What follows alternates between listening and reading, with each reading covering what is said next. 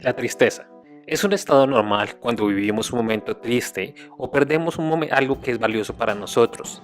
Esa tristeza se vuelve como una burbuja. Pero ¿qué pasa cuando esa tristeza es duradera, cuando ya perdura en nuestras vidas y cuando cambiamos? Esa burbuja llamada tristeza se vuelve como una bola de cristal fría, dura, que nos puede alejar de todo el mundo. Hoy, en nuestro podcast, hablaremos de qué es la depresión mayor y cómo tratarla. Bienvenidos.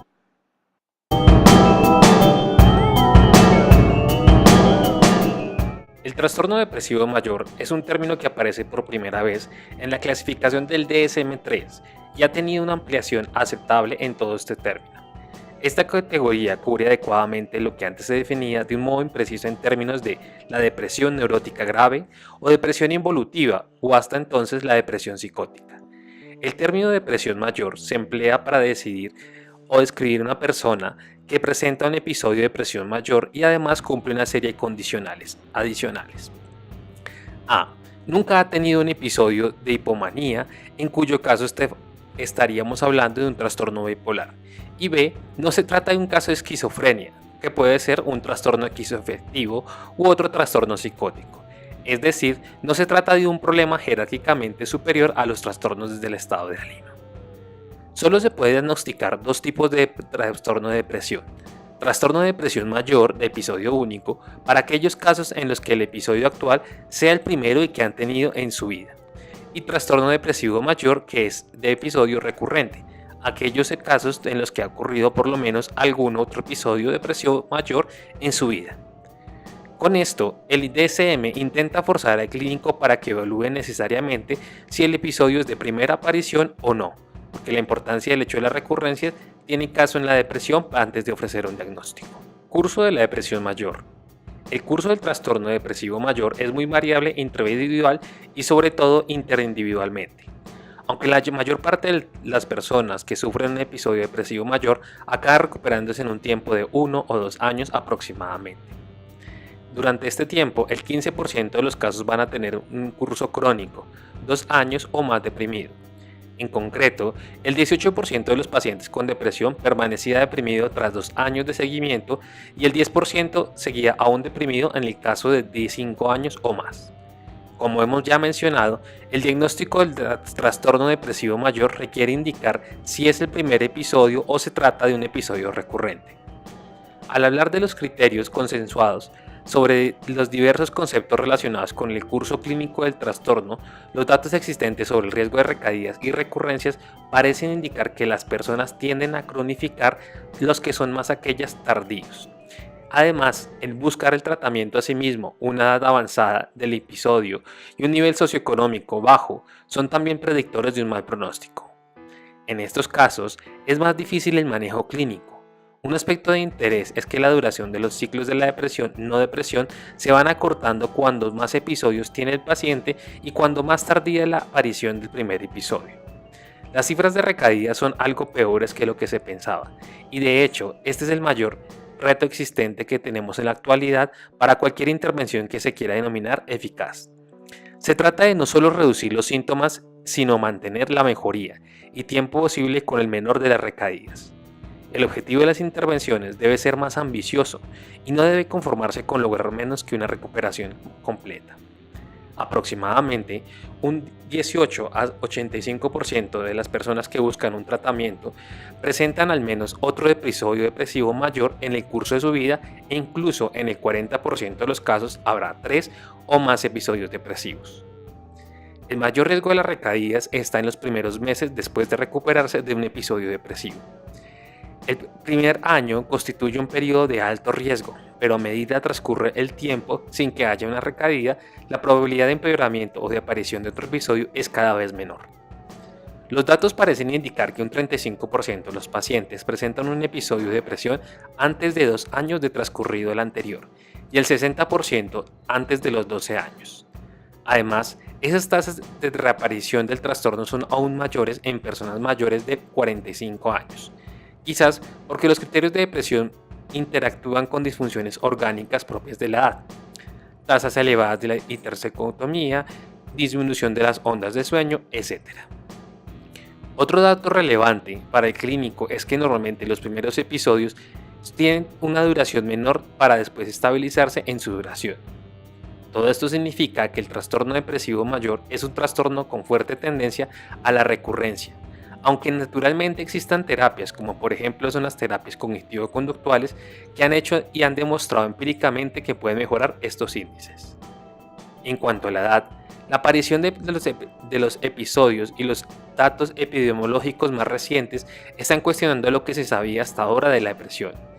La edad modal de inicio del trastorno depresivo mayor se sitúa entre los 25 y 35 años, pero esto ha decrecido en las últimas generaciones.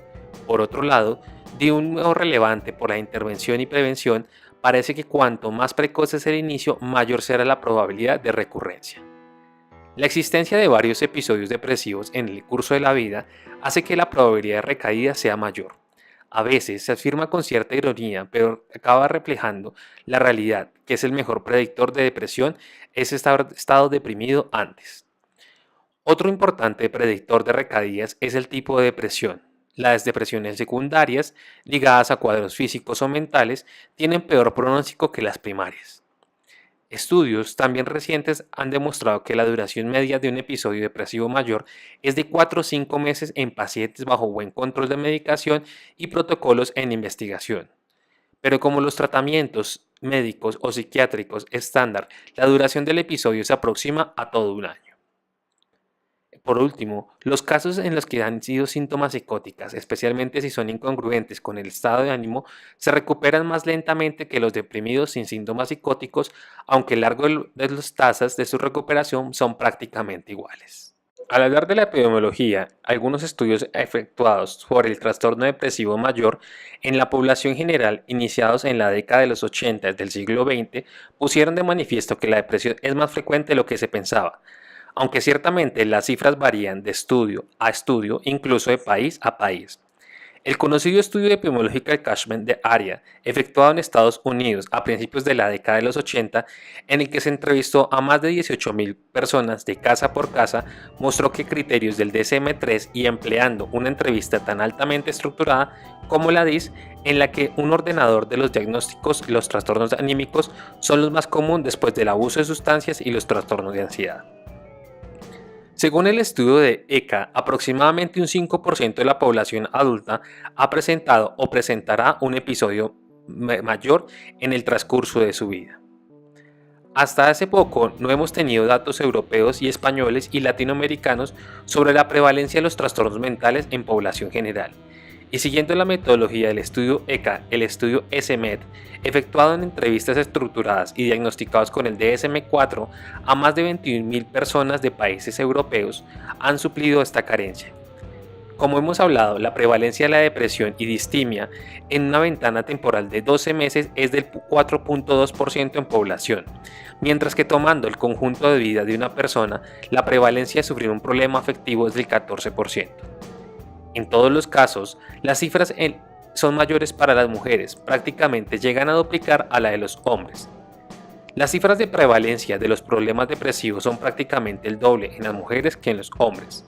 En la mayor parte de los estudios realizados, incluso en culturas muy diversas, estas cifras no son un resultado afectado, ni se deben a que las mujeres puedan quejarse más o menos o que busquen más ayuda que los hombres.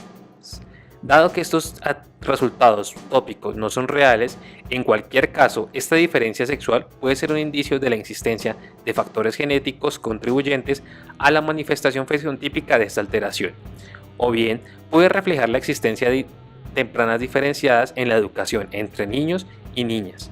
Por ejemplo, ante un suceso estresante, las mujeres tienden a rumiar más la idea y hacer preguntas sobre la causa de su estado, y ampliando así su estado de ánimo negativo, mientras que los hombres tienen una mayor tendencia a dedicarse a sus actividades que les distraigan y les hagan olvidar la tristeza. ¿Existen más trastornos en la actualidad que en el pasado?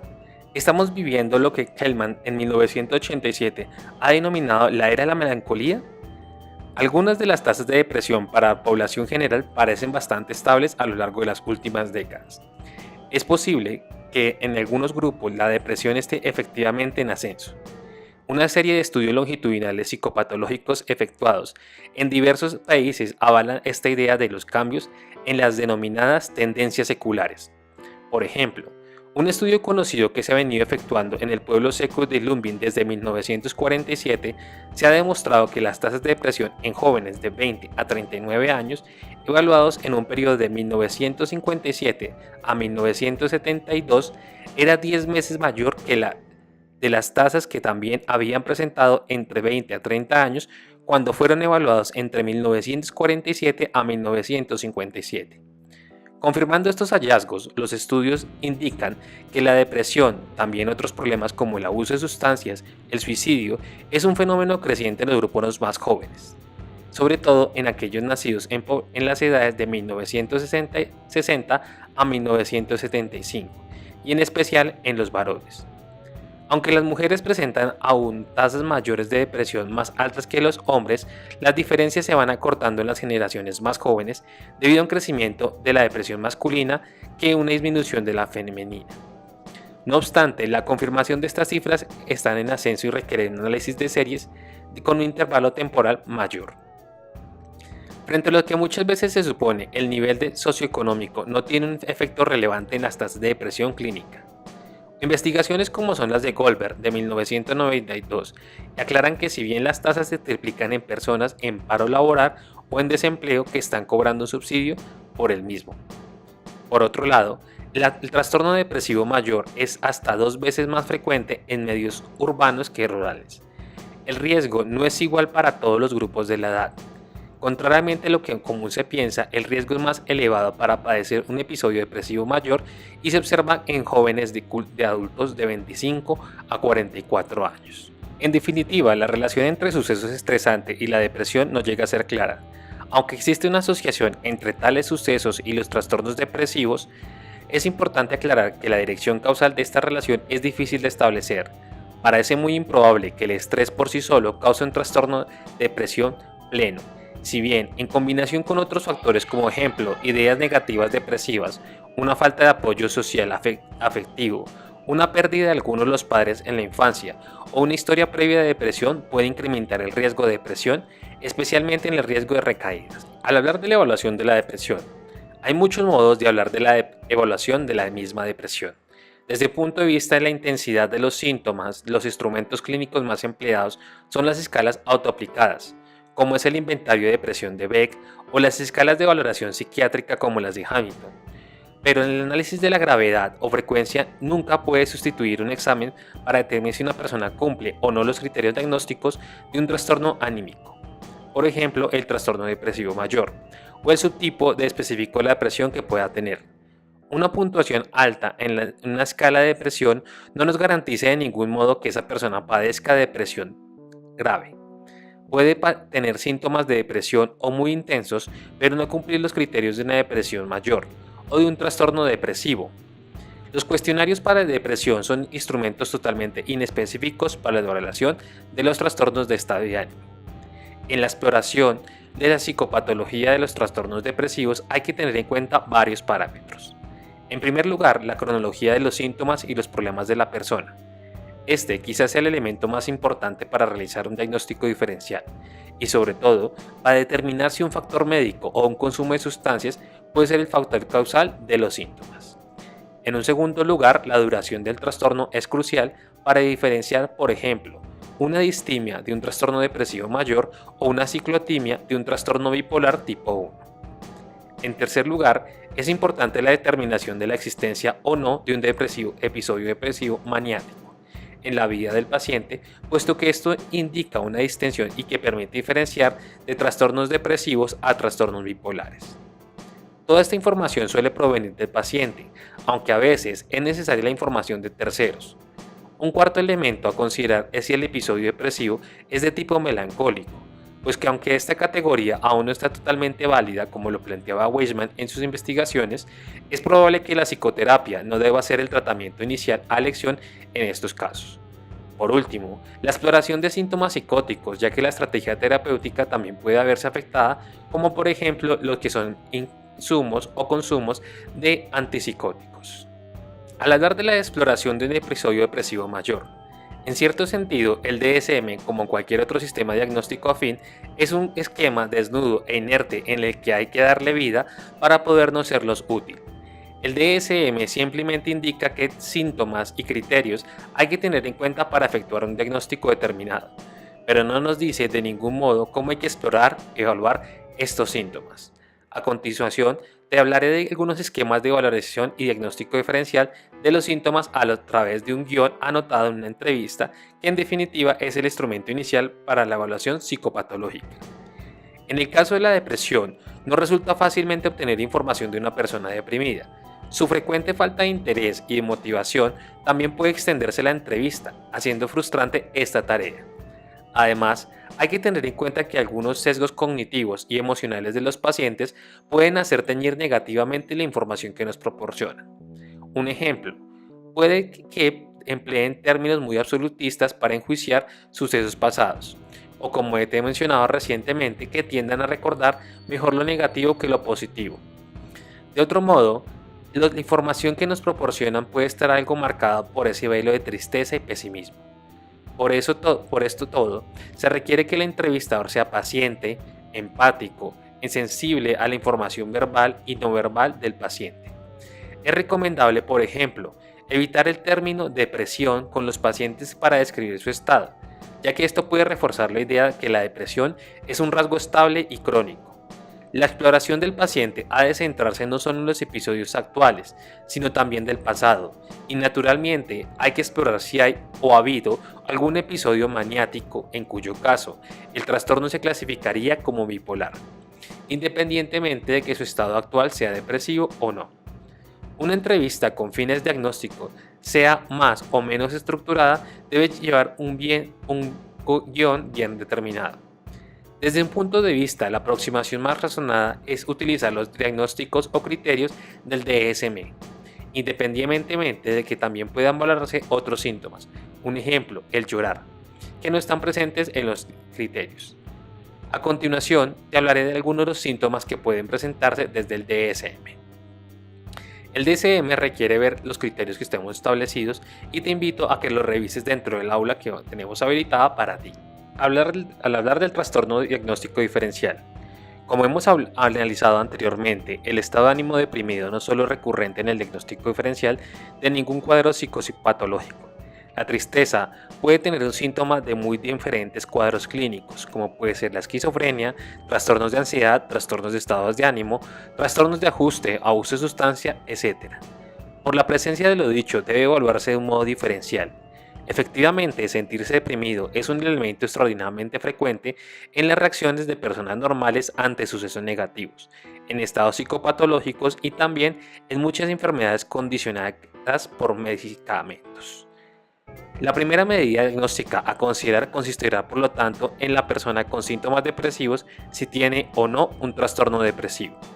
Lo primero que vamos a realizar es analizar o diferenciar un trastorno anímico debido a condiciones médicas. El análisis inicial más importante que hay que efectuar para el diagnóstico del trastorno de estado de ánimo, sea depresivo, bipolar, es el jugar la existencia de un cuadro etiológico orgánico relacionado con el cuadro.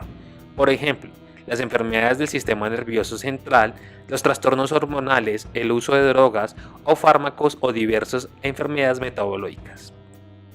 Muchas circunstancias médicas pueden causar síntomas e incluso síndromes depresivos o maniáticos. Estos casos que no deben ser diagnosticados como trastornos anímicos primarios, por ejemplo, trastorno depresivo mayor, sino como más bien trastornos anímicos de tipo secundario. Es posible que entre un 10 y un 20% de los casos diagnósticos de trastorno depresivo mayor o como la distimia estén causados realmente por factores orgánicos de otros tipos. Estos casos estarían incorrectamente diagnosticados, puesto como es expuesto anteriormente es una causa de exclusión en el episodio depresivo mayor y en la distimia. Por lo tanto, se hace necesario explorar con cuidado la historia médica del paciente y recurrir si se considera necesario a pruebas de laboratorio. De hecho, llegar a la conclusión de una condición médica es la causa del trastorno afectivo y no es fácil. Se requiere que se cumplan los criterios básicos. A. Simultaneidad en la aparición de la sintomatología afectiva y la enfermedad orgánica. B. Correspondencia entre una mejoría y empeoramiento del cuadro orgánico y una mejoría y empeoramiento del estado de ánimo. Y C. La posibilidad al menos teórica de que el trastorno orgánico influya en las estructuras o sistemas de neurotransmisión que supuestamente están implicados en la patogenia de los trastornos afectivos. Desde el punto de vista de los trastornos anímicos debido a causas de tipo orgánicas, el DSM solo contempla la posibilidad que puedan deberse o bien sean causadas por una causa médica general o bien la ingesta de sustancias. Sin embargo, a veces el diagnóstico de depresión puede confundirse con trastornos psicopatológicos y no llega a ser fácil su diagnóstico. El segundo, hacer el diagnóstico diferencial frente a los trastornos de ansiedad. Sin duda, el dilema diagnóstico psicopatológico es más común y se presenta en los trastornos de ansiedad. La ansiedad subjetiva o la inquietud es el efecto en sí, un sistema emocional que suele existir en una depresión entre un 70 y 80% de los casos, haciéndolo a veces más difícil separar el trastorno de ansiedad de los trastornos de estado de ánimo. Desde un punto de vista desde la psicología clínica, la distinción del diagnóstico es la cronología. ¿Qué empezó antes? Si bien puede considerar otros indicadores auxiliares como el ejemplo del hecho de que la ansiedad suele comenzar en etapas más tempranas de la vida que la depresión. El nuevo sistema planteado por la OMS ha propuesto concierto la categoría de trastorno mixto de ansiedad y depresión para clasificar aquellos cuadros con los que existen prácticamente a partes iguales los síntomas de ansiedad y depresión y resulta difícil desencadenarlos uno del otro. En el apéndice final del DSM se propone esa categoría, pero no se incluye oficialmente porque no se considera aún los datos suficientes para su validez. Las complicaciones. En los trastornos anímicos siempre se aprecia por definición una alteración del funcionamiento social y laboral. En algunos casos, este estado puede llegar a ser incapacitante. El paciente puede permanecer en la cama casi todo el día, tener bajas laborales continuadas y descuidar las normas de funcionamiento, incluidas el aseo personal.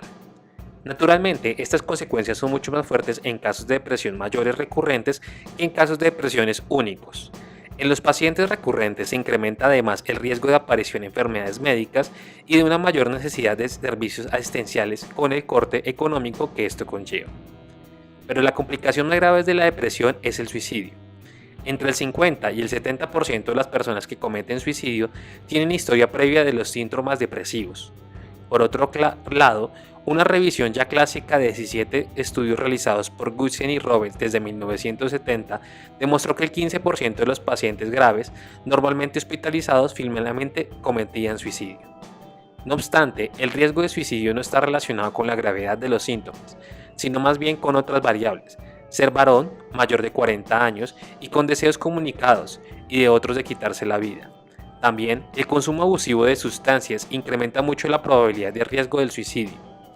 El psicólogo clínico debe sondear la posibilidad de existencia de las ideas de suicidio, dado que entre pacientes con depresiones recurrentes aproximadamente comete el suicidio el 1% cada año.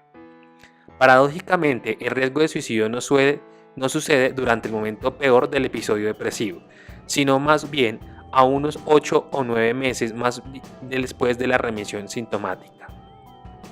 El abuso de alcohol y drogas es otro típico de complicación. El abuso de alcohol en muchos casos la causa es los trastornos anímicos. Esto es lo que denominamos trastornos anímicos inducidos por sustancias. Sin embargo, en el caso del alcohol o las drogas son una complicación adicional a un trastorno anímico primario, en el que es bastante frecuente que los pacientes deprimidos hayan comenzado a utilizar patrones excesivos de consumo como estrategia de afrontamiento de su estado depresivo anímico. Asimismo, bajo un estado de depresión, un paciente puede tomar decisiones precipitadas, abandonar los estudios, el trabajo y la familia. El clínico ha de aconsejar que el paciente posponga cualquier decisión crucial hasta que esté en una remisión y pueda hacer las cosas de un modo más sereno o claro. A pesar de los abundantes estudios de prevalencia, de incidencia, aún existen bastantes aspectos desconocidos sobre la edad del primer episodio, duración y riesgo de recurrencia. Además, la mayoría de los datos solo proceden de Europa y Norteamérica, y esto llega a ser una cierta limitación para los contextos latinoamericanos como el ejemplo en Colombia, México, Perú o Venezuela. Un aspecto relevante en la evaluación es el impacto de la depresión, para lo que hay que tener en cuenta no solo las cifras de mortalidad y morbilidad, sino que otros elementos tan sustantivos como las muertes prematuras que ocasiona por suicidios y también aún por encima de este factor la discapacidad que resulta padecer este estado a veces durante años. Un modo de cuantificar este impacto es denominar el DALY, año de vida ajustado por la discapacidad, que se puede entender como un año perdido de vida sana. Si se evalúa de este modo, el impacto de los trastornos mentales resulta extraordinario, pues superan que las enfermedades mentales pueden llegar a superar a todos los cánceres combinados e incluso a las infecciones de VIH. Como trastorno específico, la depresión unipolar es la causa principal de los años vividos con discapacidad a nivel mundial, según la OMS en el 2001. Mientras que el trastorno bipolar ocupa el sexto puesto en el conjunto de todas las enfermedades médicas. Estos datos han de tenerse en cuenta para sensibilizar el clínico y la necesidad, a menudo que a veces es ignorada en centrar la evaluación de pacientes depresivos. No solamente estamos hablando estrictamente sintomatológicos, sino también las discapacidades que pueden otorgar estas enfermedades. En nuestro saludo de bienvenida saludamos a Wilmer José Crespo Muñoz, Heidi Monge, Frank Manrique, Perfil RNWO, Living Said, Tatiana Arias Jiménez, Haruka,